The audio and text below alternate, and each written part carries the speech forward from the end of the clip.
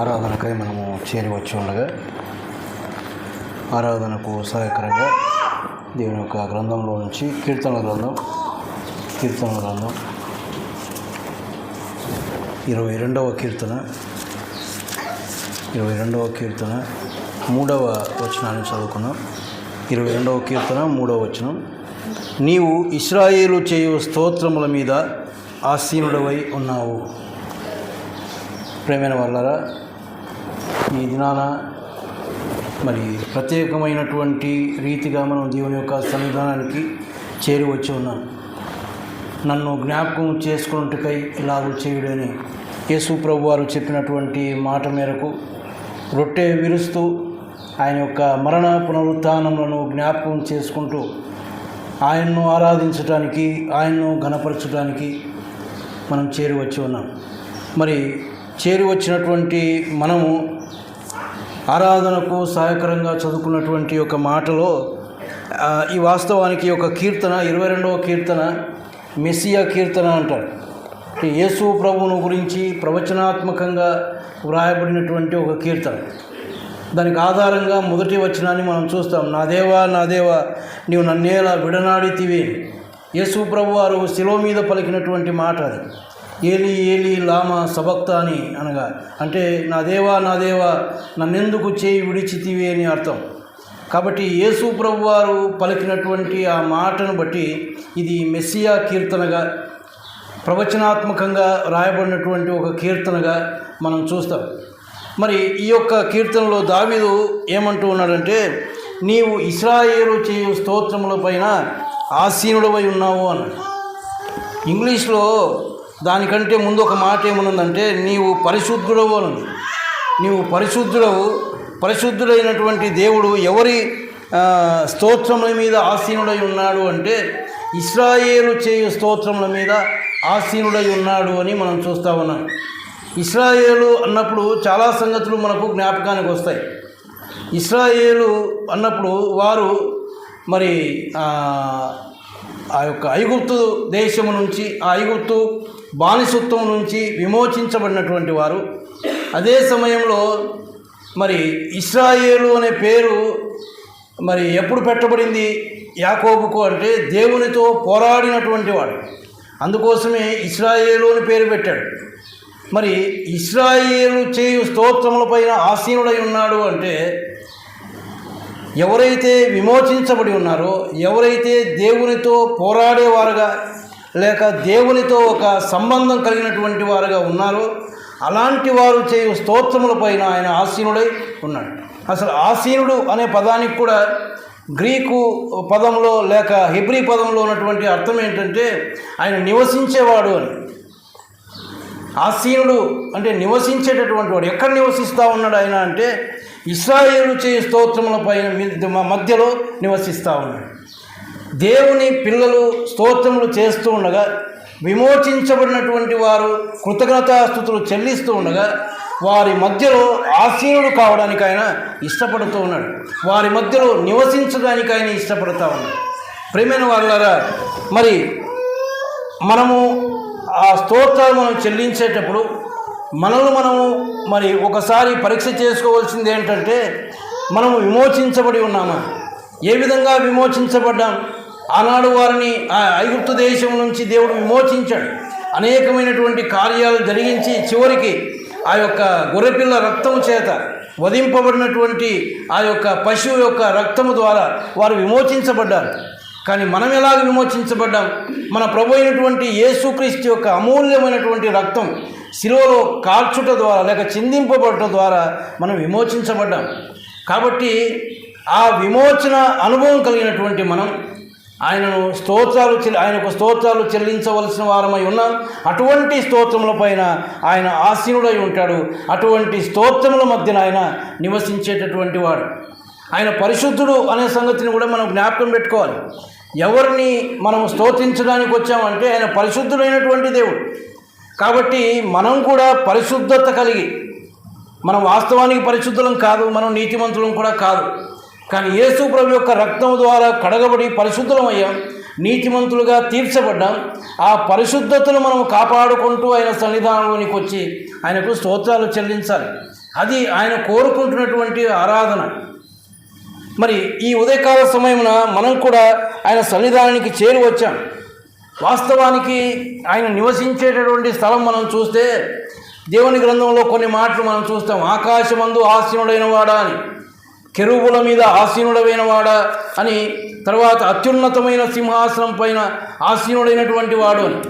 అంటే ఆయన నివసించేటటువంటి స్థలాలు చాలా ఉన్నతమైనటువంటివి. ఆయన ఆకాశమందు ఆసీనుడయ్యేవాడు, కెరూబుల మీద ఆసీనుడయ్యేవాడు, అత్యున్నతమైన సింహాసనం పైన ఆసీనుడయ్యేవాడు, నివసించేవాడు. కానీ ఎక్కడ నివసించాలని కోరుకుంటూ ఉన్నాడంటే ఇశ్రాయేలు చేయ స్తోత్రముల మీ మధ్యలో నివసించాలని ఆయన ఇష్టపడతా ఉన్నాడు. దేవుని పిల్లలైనటువంటి వారు, విమోచించబడినటువంటి వారు చేయు స్తోత్రముల మధ్యలో ఆయన నివసించాలని ఆయనకి ఇష్టం. 2-3 నా నామమున ఎక్కడ కూడి ఉంటారో వారి మధ్యలో ఉంటానన్న దేవుడు ఉన్నాడు. అదే సమయంలో మనము చేయు స్తోత్రముల మధ్యలో నివసించాలని, వాటి ద్వారా ఆయన సంతోషించాలని ఆయన ఇష్టపడతా ఉన్నాడు. దేవుడు ఎప్పుడూ కోరుకునేది అదే. విరిగి నలిగినటువంటి హృదయంతో మనం అర్పించే మరి స్తోత్రముల పైన ఆయన ఆసీనుడు కావాలి అని ఆయన ఇష్టపడుతూ ఉన్నట్టుగా మనం చూస్తూ ఉన్నాం. దేవుని యొక్క గ్రంథంలో మరి ఒక సందర్భాన్ని మనం చూస్తే దినవృత్తాంతములు 2వ గ్రంథం 5వ అధ్యాయం 13-14 వచనాల్లో, వారితో కూడా బూరలు ఊదు యాజకులు 120 మంది నిలిచిరి. బూరలు ఊదువారును పాఠకులను ఏకస్వరముతో యెహోవాకు కృతజ్ఞతాస్తుతులు చెల్లించుచు గానము చేయగా యాజకులు పరిశుద్ధ స్థలంలో నుండి బయలువెళ్ళి ఆ బూరలతోనూ తాళములతోనూ వాద్యములతోనూ కలిసి స్వరమెత్తి యెహోవా దయాళుడు, ఆయన కృప నిరంతరముండునని స్తోత్రము చేసిరి. అప్పుడు ఒక మేఘము యెహోవా మందిరము నిండా నిండెను. యెహోవా తేజస్సుతో దేవుని మందిరము నిండుకొనగా అని మనం చూస్తాం. ఇక్కడ సొలొమోను దేవుని యొక్క మందిరాన్ని కట్టినటువంటి సందర్భంలో జరిగిన ఒక సంగతిని మనం చూస్తూ ఉన్నాం. యాజకులైనటువంటి వారు మరి ఏం చేస్తూ ఉన్నారు అంటే, వారు ఏకస్వరముతో యెహోవాకు కృతజ్ఞతాస్తుతులు చెల్లించుచు గానము చేయగా అని మనం చూస్తాం. యాజకులైనటువంటి వారు ఏకస్వరముతో కృతజ్ఞతాస్తుతులు చెల్లిస్తూ గానము చేస్తూ ఉండగా ఏమి జరిగిందో కింద చూస్తాం. ఏమి జరిగింది? అప్పుడు ఒక మేఘము యెహోవా మందిరము నిండా నిండెను.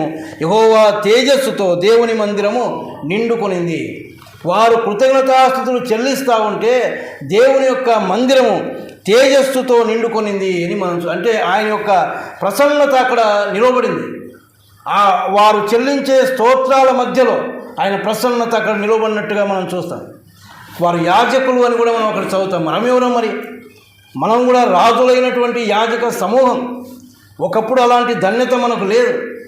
చీకటిలో నుండి ఆశ్చర్యకరమైన తన వెలుగులోనికి పిలిచిన వాని గుణాతిశయములను ప్రచురము చేయు నిమిత్తము మనం రాజులైనటువంటి యాజక సమూహంగా దేవుడు చేసుకున్నాడు.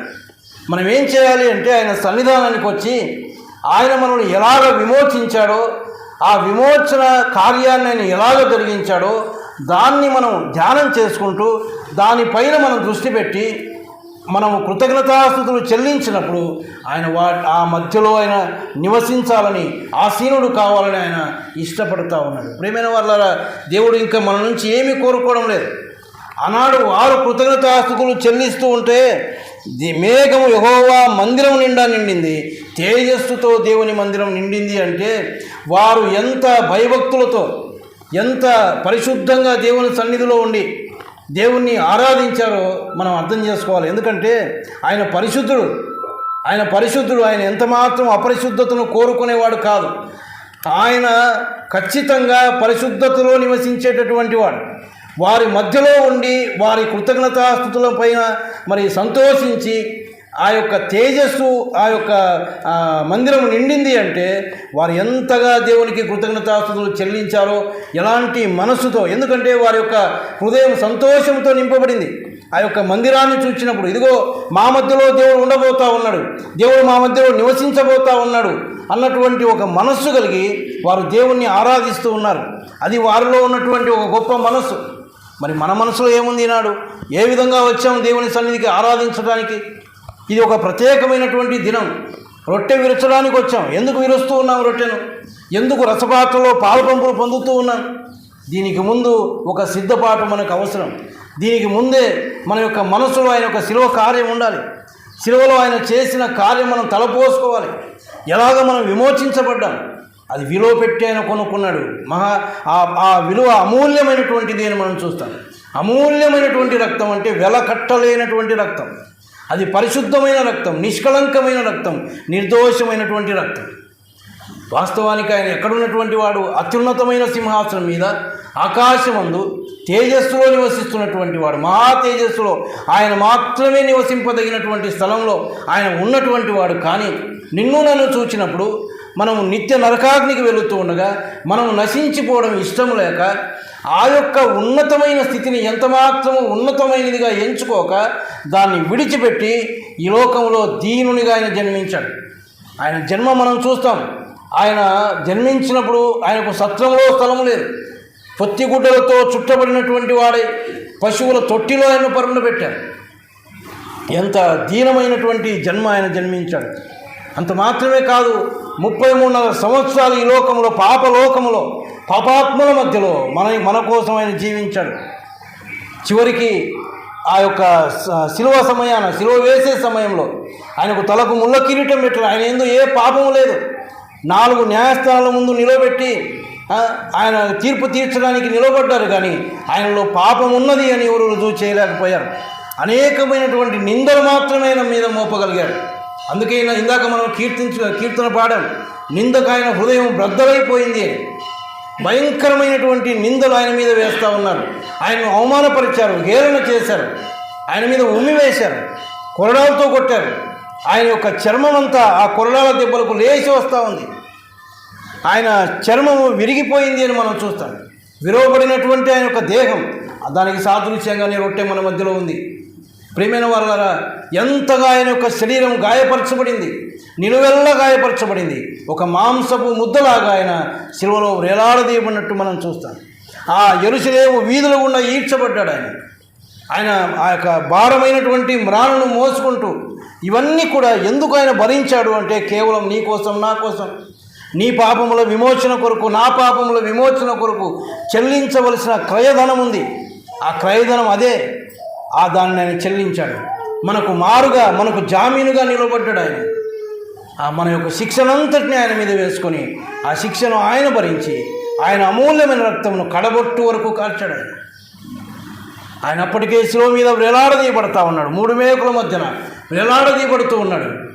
ఇదిగో ఒక రానువాడు పరిగెత్తుకొని వెళ్ళి బల్లెముతో ప్రక్కలో పొడిచినప్పుడు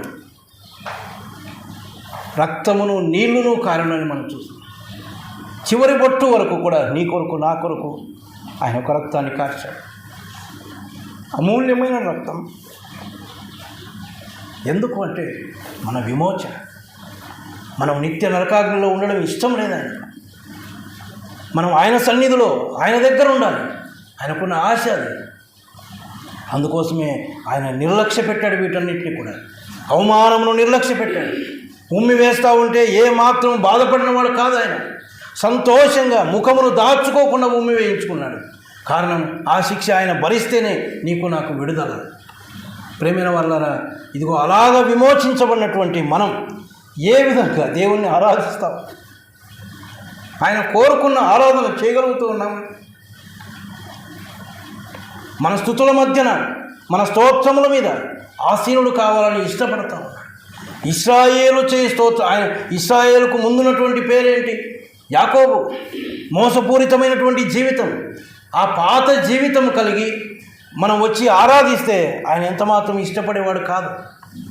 మార్పు చెందినటువంటి జీవితంతో, దేవునితో పోరాడిన అనుభవం, దేవునితో సహవాసం కలిగిన అనుభవం, అలాంటి అనుభవంతో వచ్చి మనం ఆయన ఆరాధిస్తే మన స్తోత్రములపైన ఆయన ఆసీనుడై ఉంటాడు.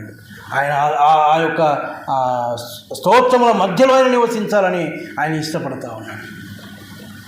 ఆదికాండం 8వ అధ్యాయంలో నోహు చేసినటువంటి ఆరాధన కూడా మనం చూస్తాం. చూడండి, ఆ మాట కూడా ఒక మాట చదువుకుందాం మనం. ఆదికాండం 8వ అధ్యాయం ఎంత కృతజ్ఞతతో ఆయన ఆరాధించాడో మనకు అర్థమవుతుంది. 8వ అధ్యాయం 20వ వచనం. అప్పుడు నోహు యెహోవాకు బలిపీఠము కట్టి పవిత్ర పశువులన్నిటిలోను పవిత్ర పక్షులన్నిటిలోను కొన్ని తీసుకొని ఆ పీఠం మీద దహన బలి అర్పించను. అప్పుడు యెహోవా ఇంపైన సువాసన నాగ్రానించి అని మనం చదువుతాం. అప్పుడు నోహు యెహోవాకు బలిపీఠం కట్టి అంటే ఓడలో నుండి బయటికి వచ్చిన తర్వాత ఎప్పుడైతే ఆ ఓడను చూచాడో అప్పుడు ఆయనకు దేవునికి బలిపీఠము కట్టి ఆరాధించాలన్న మనసు వచ్చింది. ఎందుకు అంటే ఏ ఓడలో అయితే తాను ఉన్నాడో, ఏ ఓడ వలన తనకు రక్షణ దొరికిందో, ఏ ఓడ వలన తనకు భద్రత దొరికిందో ఆ ఓడను చూచినప్పుడు, ఎందుకంటే ఆ ఓడ తయారు చేసిన వాడు నోహు తానే దానికి కీలు పూసి దాన్ని ఎంతో అందంగా తయారు చేశాడు. దేవుడు చెప్పిన ప్రకారం ఆ ఓడను సిద్ధం చేశాడు. చూచినప్పుడు అది ఎంతో అందమైనటువంటి ఓడ. మరి ఆ ఓడలో తాను ఉన్నాడు. ఇప్పుడు దిగిన తర్వాత, ఓడలోంచి బయటకు వచ్చిన తర్వాత, ఆ జల ప్రళయం తర్వాత ఆ ఓడను చూస్తే తాను చేసినప్పుడు ఎట్లా ఉందో ఓడ అట్లా లేదు. ఇప్పుడు అది ఆ పర్వతాలు కొట్టుకొని, ఆ వర్షానికి తడిసిపోయి, ఎండకు ఎండి, ఆ చెట్లకు తర్వాత ఆ కొండలకు కొట్టుకొని దాని యొక్క ఆకారం అంతా పోయింది. ఆయన చేసినప్పుడు ఎంత అందం ఉందో అంత అందం కనపడడం లేదు. అందుకే దాన్ని చూసినప్పుడు ఆయన యొక్క మనసు చలించిపోయింది. ఈ ఓడలో నేను లేకపోతే నేను ఏమైపోయేవాను కదా అని ఆయన అప్పుడు బలిపీఠం కడతా ఉన్నాడు. పవిత్రమైనవి తీసుకొని వచ్చి బలి అర్పిస్తూ ఉన్నాడు. అందుకే దేవుడు దాన్ని ఆగ్రానించను అనే మాట మనం చూస్తాం. ఆ కృతజ్ఞత భావం మనకు ఉండాలి. మన కొరకు ధవలవర్ణుడు, రత్నవర్ణుడు 10,000 మందిలో గుర్తింపదగినటువంటి ఆ ప్రభు ఆ యొక్క సిలువలో ఆయన ఆకారము లేని వాడుగా ఆయన మనం చూస్తాం కదా. చూడండి 53వ అధ్యాయం యెషయా గ్రంథం, మనుషులు చూడనొల్లని వాడుగా ఉన్నాడని అక్కడ మనం చదువుతాం.